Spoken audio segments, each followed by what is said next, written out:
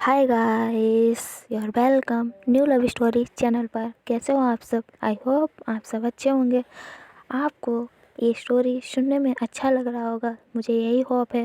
अगर आपको इस स्टोरी से कोई भी किसी तरह का सवाल है तो आप कमेंट कर सकते हैं, रितिका के बारे में या खुशी के बारे में। आपने प्रीवियस पार्ट में देखा जहाँ रितिका है आप खुशी से बहुत ज़्यादा प्यार करने लगी है और वो खुशी को हर जगह ढूंढने की कोशिश कर रही है। यहाँ तक कि वो घर पर वापस आती है, फिर गाड़ी उठाकर उसे ढूंढने के लिए चल देती है और उन्हीं सड़कों पर अपनी गाड़ी दौड़ाती है, क्योंकि अब उसे खुशी से जितनी नफ़रत थी उससे कई गुना ज़्यादा वो खुशी से प्यार करने लगती थी।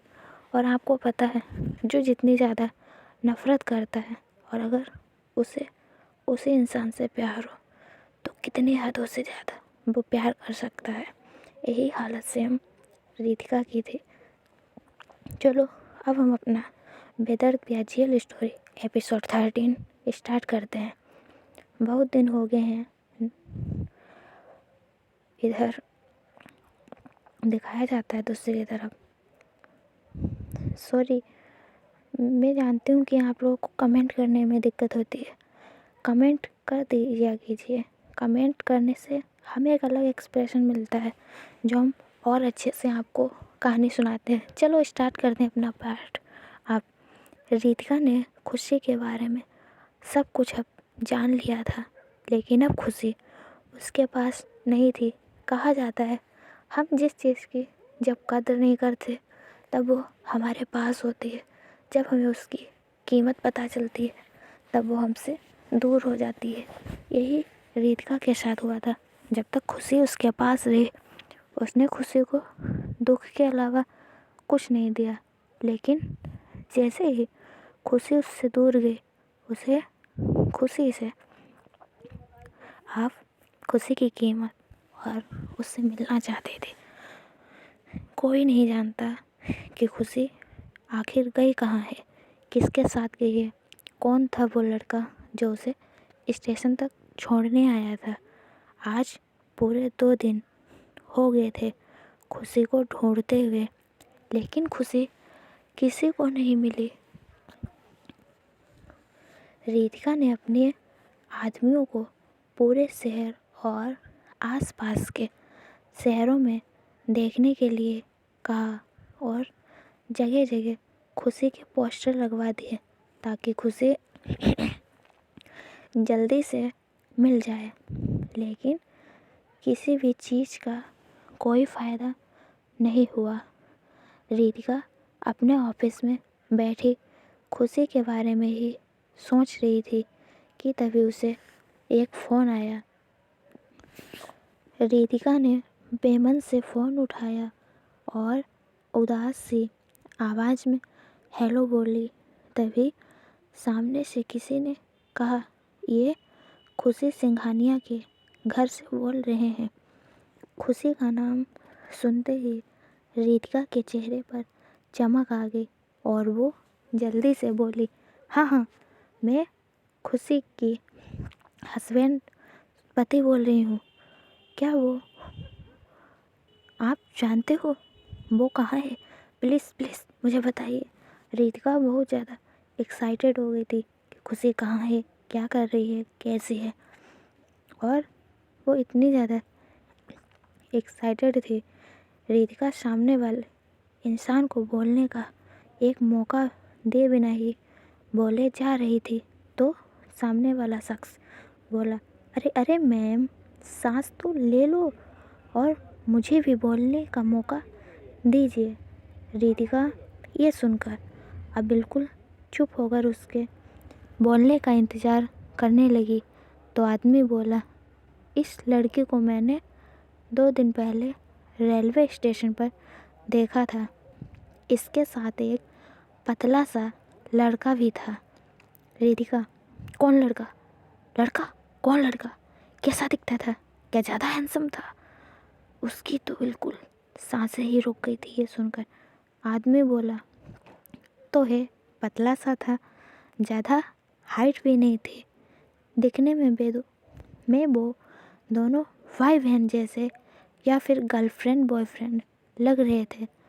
मेरा ध्यान उन पर इसलिए गया क्योंकि उस लड़की ने मेरी बेटी को स्टेशन पर संभाला था। रितिका, कहाँ? कौन सी जगह? मेरा मतलब कहाँ की ट्रेन में बैठे थे वो दो लोग? आदमी, ये तो ध्यान नहीं दिया मैंने, लेकिन इतना ध्यान है कि लड़का उस लड़की को बोल रहा था कि वो ध्यान से जाए, और उस लड़की को छोटा सा फ़ोन देकर बोला था कुछ प्रॉब्लम हो तो उसे फ़ोन कर दे। लड़का उसके साथ नहीं गया था शायद। रितिका, अच्छा फिर आगे खुशी कहाँ गई? आदमी हंसते हुए बोला, लगता है पत्नी के चले जाने का असर आपके दिमाग पर हुआ है।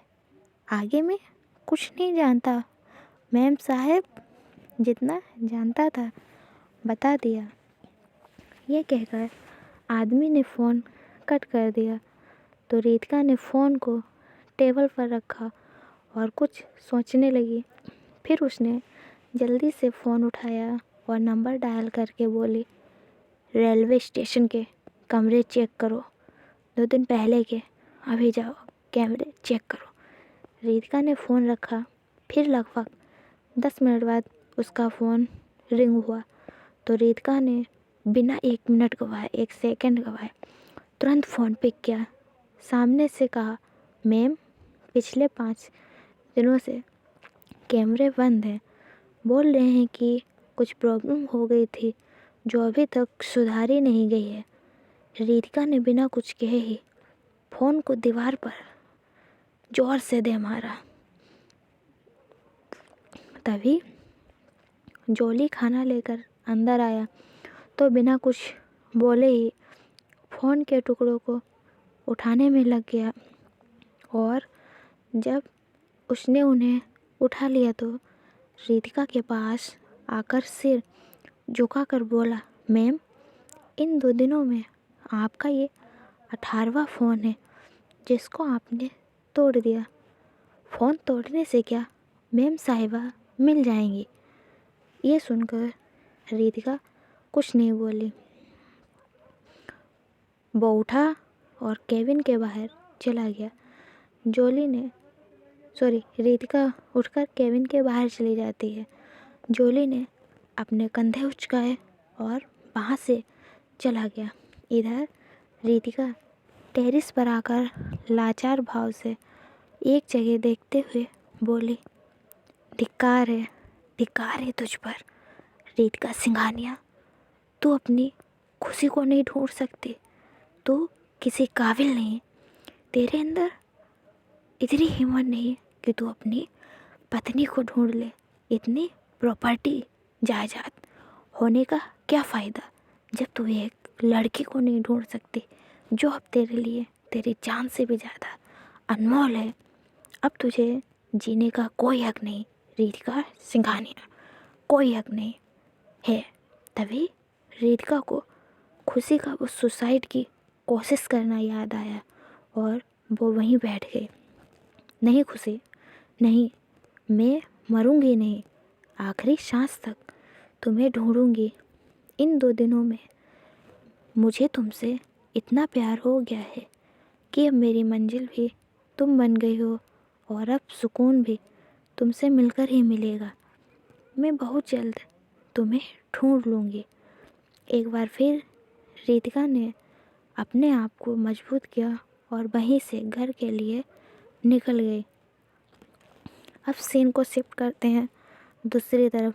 जयपुर शहर से दूर, बहुत दूर, एक वीरान सी जगह जहाँ पहाड़ी से लगकर एक रास्ता जाता है। रास्ते के एक ओर कच्ची सड़क जाती है। कच्ची सड़क के एक ओर कुछ झाड़ियों के बाद खेत है और दूसरी ओर एक चौहड़ है जो कि सूखा पड़ा है। भरी दोपहरी में जलाने वाली धूप है। कच्ची सड़क कुछ दूर जाकर 2 घरों पर ख़त्म हो जाती है। घर भी बहुत पुराने और बंजर से दिखाई पड़ रहे हैं। सामने से ये घर बहुत सीमित दिखाई दे रहे थे, लेकिन आगे चलने पर बहुत लंबे क्षेत्र तक फैले हैं। इन्हीं घरों में से एक घर की छत के एक कमरे के बाहर बने बरामदे की मेड़ पर एक लड़की शांत बैठी हुई है, जिसकी आंखों में कोई भाव नहीं है। वो एकटक दूर तक फैले खेतों को निहार रही है।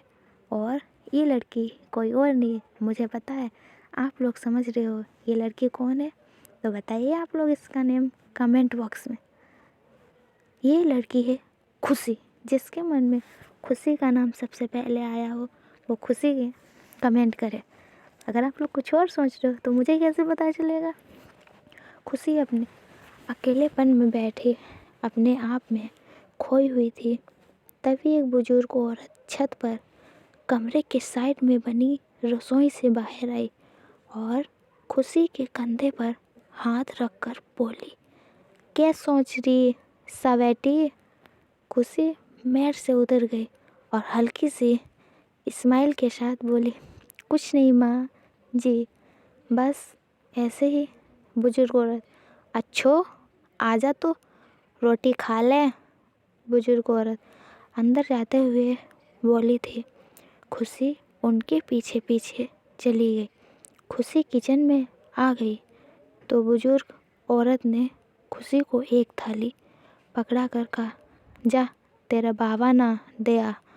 खुशी हैरानी से उन्हें देखने लगी तो बुजुर्ग औरत आगे बोली, अरे नीचे बैठक में तेरो बाबू बैठो से ना, उसे दिया रोटी।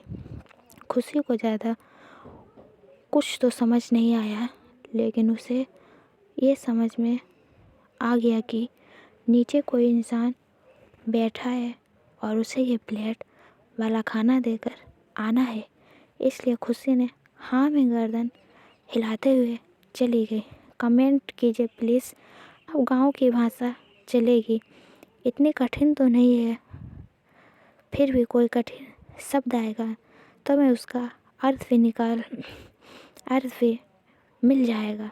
दूसरा पार्ट आपके कमेंट पर निर्भर करता है और ये पार्ट इसीलिए छोटा है, आप लोग कमेंट करना भूल जाते हैं। यार मैंने ये चैनल स्टार्ट किया है, आप लोग एक फैमिली की तरह हो मेरी, आप लोग सपोर्ट नहीं करोगे, कमेंट कीजिए, लाइक कीजिए।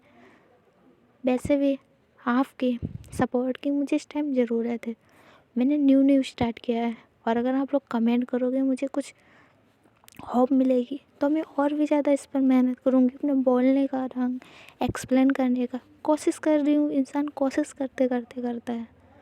अब आप लोग कमेंट कीजिए, बस इतना कहना है। और ये पार्ट छोटा है मुझे भी पता है, अगला पार्ट आपको बड़ा मिलेगा। यार इतनी ठंड में इस टाइम में छत पर बैठकर ये स्टोरी रिकॉर्ड करती हूँ, कौन जाएगा, रूम से बाहर निकलने की इच्छा नहीं होती है। Okay bye, good night, take care, अपना ख्याल रखना।